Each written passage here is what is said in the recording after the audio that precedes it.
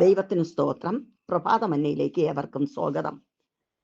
ഇന്നത്തെ ചിന്തയ്ക്കായി എടുത്തിരിക്കുന്ന തിരുവചന വേദഭാഗം ലൂക്കോസിന്റെ സുവിശേഷം 21 അധ്യായം അതിന്റെ 36 വാക്യം.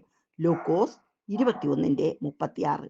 ആകയാൽ ഈ സംഭവിപ്പാനുള്ള എല്ലാറ്റിനും ഒഴിഞ്ഞു പോകുവാനും മനുഷ്യപുത്രന്റെ മുൻപിൽ നിൽപ്പാനും നിങ്ങൾ പ്രാപ്തരാകേണ്ടതിന് ഉണർന്നും പ്രാർത്ഥിച്ചും കൊണ്ടിരിപ്പിൻ.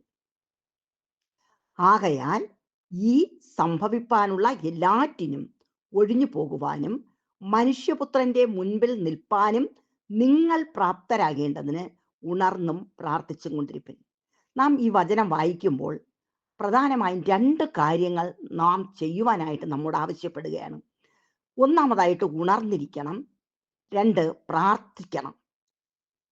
എന്തിനു വേണ്ടിയാണ് നാം ഈ 2 കാര്യങ്ങൾ ചെയ്യണമെന്ന് ഈ വാക്യത്തിൽ തന്നെ പറഞ്ഞിട്ടുണ്ട്. ഒന്നാമതായിട്ട് സംഭവിപ്പാനുള്ള എല്ലാറ്റിൽ നിന്നും ഒഴിഞ്ഞു പോകുവാനായിട്ട്. 2 മനുഷ്യപുത്രന്റെ മുൻപിൽ നിൽക്കുവാനുള്ള യോഗ്യത നാം പ്രാപിക്കേണ്ടതിന്. ഈ 2 വിഷയങ്ങൾക്കായിട്ട് നാം ചെയ്യേണ്ടത് ഉണർന്നിരിക്കണം, പ്രാർത്ഥിക്കണം. നമുക്കറിയാം, ദൈവത്തിന്റെ വിളി കേട്ട്, അതായത് ദൈവത്താൽ തിരഞ്ഞെടുക്കപ്പെട്ട ഒരു ദൈവ പൈതൽ ആത്മീയമായി ഉറങ്ങുന്ന വ്യക്തിയാണെങ്കിൽ ആ വ്യക്തിക്ക് ദൈവത്തിൽ നിന്ന് ഒന്നും പ്രാപിക്കുവാനായിട്ട് കഴിയത്തില്ല. ഉദാഹരണമായി, പഠിക്കുന്ന ഒരു കുഞ്ഞ് പഠിക്കേണ്ട സമയത്ത് അവൻ ഉറങ്ങിപ്പോയാൽ അവൻ്റെ ജീവിതത്തിൽ അവൻ പരാജയം തന്നെ സംഭവിക്കുമെന്നുള്ളതിന് ഒരു സംശയമില്ല. അതുപോലെ ദൈവം നമ്മെ തിരഞ്ഞെടുത്ത് വിളിച്ച് വേർതിരിച്ചിരിക്കിയാൽ അനേക വാഗ്ദത്തങ്ങൾ നമുക്ക് നൽകിയിട്ടുണ്ട്. വിശുദ്ധ വേദപുസ്തകം നാം നോക്കുമ്പോൾ ബൈബിൾ ഒരു വാഗ്ദത്തങ്ങളുടെ പുസ്തകമാണ്. അപ്പോൾ ഈ വാഗ്ദത്തങ്ങൾ ആർക്കാണ് ലഭിക്കുന്നതെന്ന് ചോദിച്ചാൽ, ദൈവത്താൽ തിരഞ്ഞെടുക്കപ്പെട്ട് ദൈവവിളി കേട്ട് ദൈവപാതയിൽ നടക്കുന്ന ഒരു ദൈവ പൈതലിന് മാത്രമേ ഈ വാഗ്ദത്തങ്ങൾ ലഭ്യമാകുകയുള്ളൂ. പക്ഷേ ഈ വാഗ്ദത്തങ്ങൾ ലഭിക്കണമെങ്കിൽ ആ വ്യക്തി എന്ത് ചെയ്യണം? അവൻ ഉറങ്ങുന്ന വ്യക്തിയായിട്ടല്ല, ആത്മീയമായി ഉണർവ് പ്രാപിച്ച ഒരു വ്യക്തിയായിരിക്കണം. ഉറങ്ങിപ്പോയ ചില വ്യക്തികളെ കുറിച്ച് നാം ദൈവവചനം പഠിക്കുമ്പോൾ നമുക്ക് കാണുവാനായിട്ട് സാധിക്കും. അനേക വിനകൾ ഉറക്കത്തിലൂടെ സംഭവിച്ചിട്ടുണ്ട് ഈ വ്യക്തികൾക്ക്. ഒന്നാമതായിട്ട്, ഉറക്കത്തിൽ നാം ചിന്തിക്കുമ്പോൾ ശിംശോന് അവന്റെ ശക്തി തന്നെ നഷ്ടപ്പെട്ടു പോയി. ദൈവം അവന് നൽകിയ ശക്തി അവന്റെ ഉറക്കത്തിൽ നഷ്ടമായി നമുക്ക് കാണാം. അതുപോലെ അപ്പോസ്തലന്മാർ ഗതശമനയിൽ നേരിടേണ്ട പരീക്ഷകൾ ആ ഉറക്കം മുഖാന്തരം അവർ അറിഞ്ഞില്ല. ഉറക്കത്തിലായവർ ആ പരീക്ഷകളെ അവർ തിരിച്ചറിയാത്തതുകൊണ്ട് അതവർക്ക് അവരുടെ ജീവിതത്തിൽ പരാജയത്തിന് കാരണമായി തീർന്നു. മൂന്നാമതായിട്ട്, കന്യകമാർ അവരുടെ എണ്ണ തീർന്നത് ഉറക്കത്തിൽ അറിയാതെ പോയി. പ്രിയ സഹോദരങ്ങളെ, ദൈവം നമ്മെ വിളിച്ചു വേർതിരിച്ചുവെങ്കിൽ നാം ആത്മീയമായി ഉണർന്നവരായിരിക്കുവാൻ ദൈവവചനം നമ്മെ പഠിപ്പിക്കുന്നു. അതുപോലെ തന്നെ രണ്ടാമതായിട്ട് നാം നോക്കുമ്പോൾ പ്രാർത്ഥനയ്ക്ക് വളരെയധികം പ്രാധാന്യം ദൈവവചനത്തിൽ പറഞ്ഞിട്ടുണ്ട്. നാം പ്രാർത്ഥിക്കുന്ന ഒരു വ്യക്തിയാണെങ്കിൽ മാത്രമേ ദൈവത്തിൽ നിന്ന് നമുക്ക് അനുഗ്രഹങ്ങളെ, വിടുതലുകളെ, നന്മകളെ പ്രാപിച്ചെടുക്കുവാനായിട്ട് കഴിയത്തുള്ളൂ. നാം പ്രാർത്ഥിക്കുമ്പോൾ എങ്ങനെയാണ് നാം പ്രാർത്ഥിക്കേണ്ടത്? ഒന്നാമതായിട്ട്, വിശ്വാസത്തോടെ പ്രാർത്ഥിക്കണം.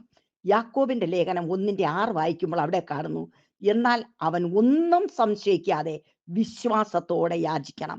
അതായത് പ്രാർത്ഥിക്കുന്ന ഒരു വ്യക്തിക്ക് ഏറ്റവും ആവശ്യമായത് വിശ്വാസമാണ്. അതായത് ദൈവിക വാഗ്ദത്തങ്ങൾ, ദൈവവചനത്തിൽ പറഞ്ഞിരിക്കുന്ന വാഗ്ദത്തങ്ങൾ നാം പ്രാപിച്ചെടുക്കണമെങ്കിൽ നാം വിശ്വാസത്തോടെ പ്രാർത്ഥിക്കണം. അതുപോലെ തന്നെ നമ്മുടെ ജീവിതത്തിൽ നിന്ന് നാം എന്താണോ നഷ്ടമായി പോകുന്നത്, അതായത് നമ്മുടെ ജീവിതത്തിൽ നമുക്ക് പ്രാപിക്കുവാൻ കഴിയാതെ പോകുന്നത്, പലപ്പോഴും ലഭിക്കുമെന്ന് നാം ചിന്തിക്കുന്നുവെങ്കിലും അത് നമുക്ക് നേടുവാൻ കഴിയാതെ നമ്മിൽ നഷ്ടമായി പോകുന്ന അവസ്ഥയുണ്ടെങ്കിൽ നാം ഈ ദിവസങ്ങളിൽ ഉണർവോടെ പ്രാർത്ഥിക്കുന്ന ഒരു വ്യക്തിയാണെങ്കിൽ ദൈവത്തിൽ നാം നന്മകളെ പ്രാപിച്ചെടുക്കുവാനായിട്ട് നമുക്ക് സാധിക്കും. പ്രിയരെ, നമ്മുടെ വിഷയങ്ങൾ ദൈവകരങ്ങളിൽ സമർപ്പിച്ച് വിശ്വാസത്തോടെ നമുക്ക് പ്രാർത്ഥിച്ച് വലിയ വാഗ്ദത്തങ്ങൾ പ്രാപിച്ചെടുക്കുന്ന നാളുകളായി ഈ നാളുകളെ തീർക്കുവാൻ നമ്മെ തന്നെ ദൈവകരങ്ങളിൽ സമർപ്പിക്കാം. നമ്മുടെ മക്കൾക്കായി, നമ്മുടെ കുടുംബത്തിനായി, സഭയ്ക്കായി ഒക്കെയും നാം പ്രാർത്ഥിക്കുവാൻ കടമപ്പെട്ടവരാണ്. നാം ഒരു വിഷയം സംഭവിച്ചതിന് ശേഷം കരഞ്ഞിട്ട് കാര്യമില്ല. പക്ഷേ അത് സംഭവിക്കുന്നതിന് മുമ്പ് നാം ഉണർവോടെ ഇരുന്ന് പ്രാർത്ഥിക്കുകയും ദൈവത്തിൽ നിന്ന് നാം വിശ്വാസത്തോടെ അത് പ്രാപിച്ചെടുക്കുകയും ചെയ്താൽ നമ്മുടെ ജീവിതം വിജയകരമായിട്ട് പൂർത്തിയാക്കുവാനായിട്ട് സാധിക്കും എന്നുള്ളതിന് സംശയമില്ല. വിശ്വാസം എന്ന് പറയുമ്പോൾ വേദപുസ്തകം പറയുന്നു, നിങ്ങൾ യാചിക്കുമ്പോൾ തന്നെ ലഭിച്ചു എന്ന് വിശ്വസിപ്പിൻ. കാരണം നമ്മുടെ ദൈവം ആര് എന്ന് അറിഞ്ഞ് നാം പ്രാർത്ഥിക്കുമെങ്കിൽ നിശ്ചയമായിട്ട് നമുക്ക് ആ വിശ്വാസത്തിൻ്റെ ഉം, ഉം, ഉന്നതിയിലേക്ക് കടക്കുവാനായിട്ട് സാധിക്കും. ഈ കാണുന്നതും കാണാത്തതുമായ സകലത്തെയും സൃഷ്ടിച്ച ദൈവം, ഇല്ലാത്തതിനെ ഉള്ളതുപോലെ വിളിച്ചു വരുത്തിയ ദൈവത്തിന്റെ കരങ്ങളിൽ നമ്മുടെ വിഷയങ്ങളെ സമർപ്പിച്ചാൽ ദൈവത്തിൽ നിന്ന് വലിയ നന്മകളെ പ്രാപിച്ചെടുക്കാം. ഇവിടെ പറയുന്നു, എന്തിനു വേണ്ടിയാണ് നാം പ്രാർത്ഥിക്കേണ്ടത്? നാം ഒന്നാമതായി പറയുന്നു, സംഭവിപ്പാനുള്ള സകലത്തിന് ഒഴിഞ്ഞു മാറണം, ഒഴിഞ്ഞു പോകണം. നമ്മിൽ സംഭവിക്കുവാൻ പിശാച് നോട്ടമിട്ടിരിക്കുന്ന, നമ്മുടെ കുഞ്ഞുങ്ങളുടെ ജീവിതത്തിൽ പിശാച് നോട്ടമിട്ടിരിക്കുന്ന, അവിടെ ഭാവിക്കെതിരെ നോട്ടമിട്ടിരിക്കുന്ന സകലവും ഒഴിഞ്ഞു പോകുവാൻ നാം ചെയ്യേണ്ടത് ഉണർവോടെ പ്രാർത്ഥിക്കണം. അല്പസമയം അല്ലെങ്കിൽ ചില നാളുകൾ നമ്മൾ അങ്ങനെ ആയിരിക്കണമെന്നല്ല. നമ്മുടെ ജീവിതത്തിൽ ദൈവം നമ്മെ വിളിച്ച വിളിക്കനുസരിച്ച് അവസാനത്തോളം ഉണർവോടെ നാം ദൈവവചനപ്രകാരം നിലനിന്ന് നാം പ്രാർത്ഥിച്ച് വിശ്വാസത്തിൽ നിലനിൽക്കുമെങ്കിൽ ദൈവത്തിൽ നിന്ന് വലിയ നന്മകളെ പ്രാപിക്കാം. ഇവിടെ പറയുന്നു, സംഭവിപ്പാനുള്ളവ ഒഴിഞ്ഞു പോകുവാൻ നാം പ്രാർത്ഥിക്കണം. രണ്ടാമതായിട്ട് മനുഷ്യപുത്രന്റെ മുൻപിൽ നിൽക്കണം. അതായത് ദൈവം നമ്മെ വിളിച്ചത് നിത്യതയ്ക്കാണ്. ഏറ്റവും പ്രധാനപ്പെട്ട കാര്യം ദൈവരാജ്യം അവകാശമാക്കുകയാണ്. അപ്പോൾ ഇത് നമുക്ക് പ്രാപിച്ചെടുക്കണമെങ്കിൽ നാം ഉണർവുള്ളവരായും പ്രാർത്ഥനാ ജീവിതത്തിൽ മുന്നേറുന്നവരായി തീരേണ്ടത് ഏറ്റവും ആവശ്യമാണ്. ഇന്ന് പകൽക്കാലം കർത്താവിൽ ആശ്രയം വെച്ചിരിക്കുന്ന ദൈവ പൈതലെ, നമ്മുടെ ജീവിതത്തിൽ ഈ രണ്ട് കാര്യങ്ങൾ, അതായത് ഉണർവും പ്രാർത്ഥനയും നമ്മുടെ ജീവിതത്തിൽ ഉണ്ടാകട്ടെ എന്ന് ഞാൻ ആത്മാർത്ഥമായി പ്രാർത്ഥിക്കുന്നു.